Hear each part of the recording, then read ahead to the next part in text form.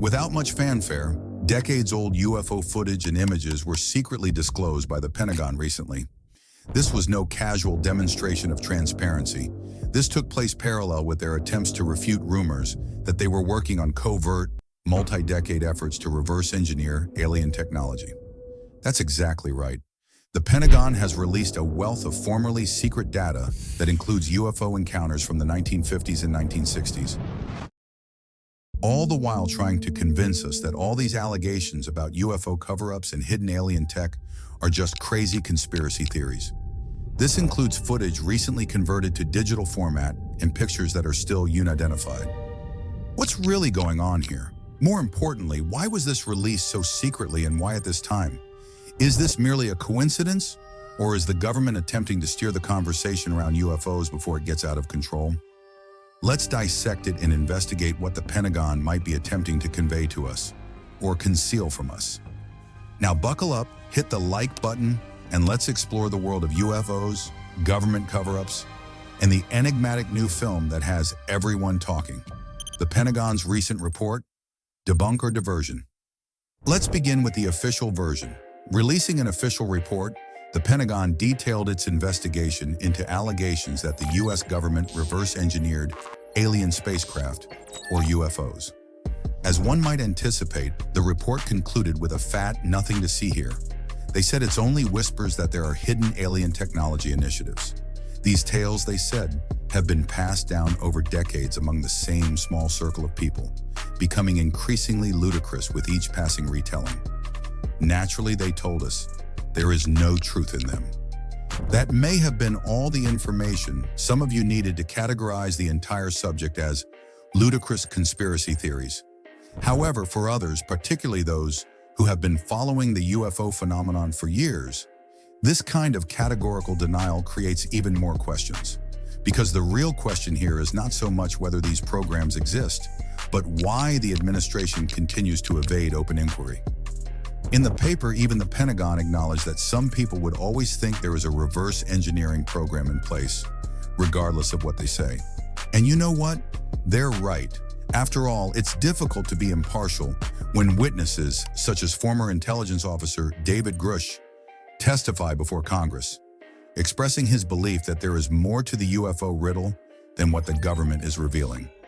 Although the Pentagon investigation disproved the notion of a covert reverse engineering program, it did not put an end to the rumors. Rather, it fueled them further. And now, as everyone is beginning to process that report, a cache of historical UFO images and videos from the National Archives is covertly made public. Was this a coincidence? Not in my opinion.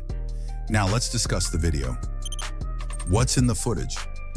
The recently released public video contains footage from the 1950s and 1960s, a large portion of which is connected to the controversial Project Blue Book, an Air Force initiative that looked into UFO reports.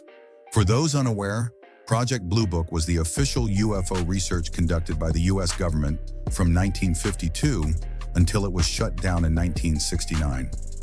Over 12,000 reports of UFO sightings were recorded by the program. However, the great majority of these reports were later disproved as being false observations of natural phenomena, aircraft, or hoaxes. The problem is that as of right now, 701 of those cases are still listed as unidentified. Let's return to the video now. The Pentagon has made available a number of previously unreleased video clips that, in spite of their age, are nonetheless very powerful. In one movie, for example, the re-entry of an Atlas missile in 1962 is captured by an aerial camera. Although it appears to be just another missile test at first view, there is more to it than that. As the video plays, numerous unidentifiable items, clearly distinguishable from the rocket debris, can be observed after the missile has descended. The fascinating part comes when you learn that the Pentagon has certified that these items are, in fact, unidentified. This is the one missile re-entry video that the government has identified as having something unexplainable in it out of the hundreds, if not thousands, that it has in its archives. Is that debris? Perhaps. Then again, why even bother identifying it as such and making it available to the public at this point? We also received a collection of 1950s pictures, one of which has an uncanny resemblance to a vintage flying saucer. The object's mystery has not been fully explained, and Project Blue Book's research into it was never fully concluded. It is even more difficult to reject the images as simple forgeries or technical errors because of their unexpectedly high quality, considering the limitations of the technology at the time. Many questions are brought up by this video and these pictures. Why has the publication of this material been delayed for so long? Why now? Possibly most crucially, what does this video do? These disclosures might be a part of a larger government initiative to gradually make information available that has been held secret for many years.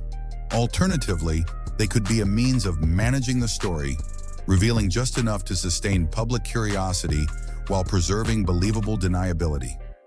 In any case, this fresh data casts doubt on our theories and continues the UAP dialogue.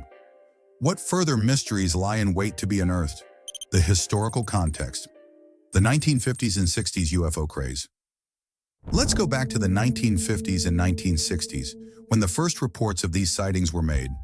This is frequently referred to as the golden age of UFO reports. Over these decades, there was an explosion in sightings of flying saucers and other unusual craft in the skies. In an attempt to make sense of all the sightings, the Air Force launched Project Blue Book since there were so many of them. Congress was also getting involved at the time, as reports of UFO encounters were widely reported in the media. Following several well-publicized sightings in Michigan in 1966, House Minority Leader Gerald Ford requested a congressional probe into unidentified flying objects. Ford campaigned for complete government transparency, claiming that the people of America had a right to know what was going on in their skies.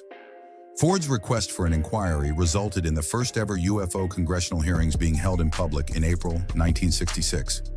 Even though the hearings produced no groundbreaking discoveries, they were a significant turning point in the convoluted and protracted history of the U.S. government's connection with the UFO phenomena. In the present era, the discourse surrounding UFO phenomena has fully circled back.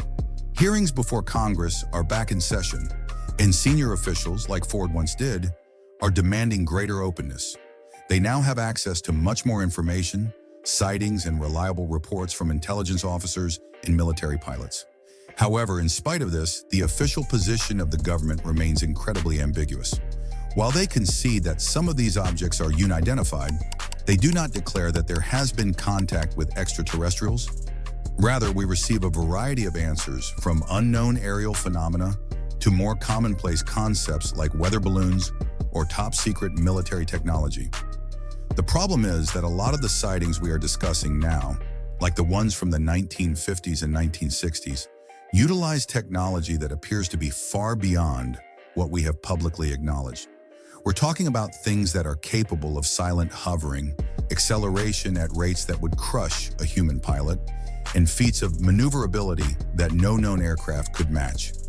Furthermore, these sightings are still occurring in military airspace, raising concerns about possible foreign technology and national security. Although a fascination with UFOs first emerged in the 1960s, the issues concerning these objects' nature and their controllers remain relevant even with the availability of more advanced technology and data. The mystery remains, and the more proof we get, the more urgently we need transparency. The David Grush effect. Whistleblowers and conspiracy theories. Let's now address David Grush, the elephant in the room. Former intelligence officer Grush told Congress in July of this year that the United States government has been concealing proof of extraterrestrial spaceships for decades. He asserts that in addition to finding alien craft, the government has been covertly working to reverse engineer this technology. Grush's statement sparked a media frenzy, with some praising him as a whistleblower who exposed the largest cover-up in government history, and others brushing his assertions off as ludicrous conspiracy theories.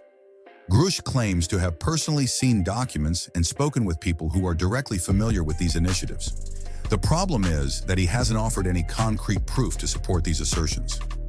Not quite yet, anyhow. The Pentagon, of course, denies everything. They maintain that there are no cover-ups, no alien technology hidden, and no such projects. However, Grush isn't the only one expressing concern. Several ex-military leaders and pilots have disclosed comparable accounts of experiences with unexplainable extraterrestrial objects. Thus, is Grush on the right track? Or is he just another cog in the extensive history of conspiracy theories involving UFOs? It seems more than likely that this additional footage was released at the same time as his testimony. What if the Pentagon is controlling the narrative by disclosing this evidence now? They can preserve plausible deniability while staying ahead of the public's interest and skepticism by gradually revealing information. Giving the people just enough to keep them interested without providing enough proof is a classic strategy. What happens next? Where does all of this leave us then? The government refuses to acknowledge the existence of UFOs, now known as unidentified anomalous phenomena, but they continue to provide photos and videos that appear to contradict this claim. Credible witnesses, such as David Grush and other military leaders, have come forward with concerning allegations, but the establishment has responded with flat denials. Ultimately, this new video leaves more questions than it does answers. Is complete disclosure being conditioned into us gradually? Or is this just another tactic used by the government to cloud the issue and make it more difficult for the general population to distinguish between truth and fiction?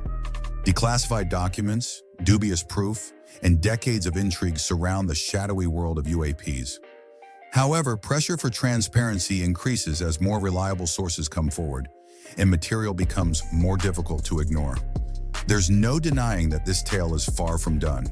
We may anticipate additional hearings, testimony, and, ideally, evidence in the upcoming months that will either validate or refute the long-held suspicions of a great number of us.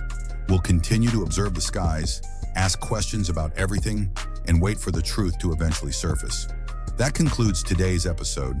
In order to stay up to date on everything related to UFOs, space exploration, and everything in between, don't forget to like, share, and subscribe.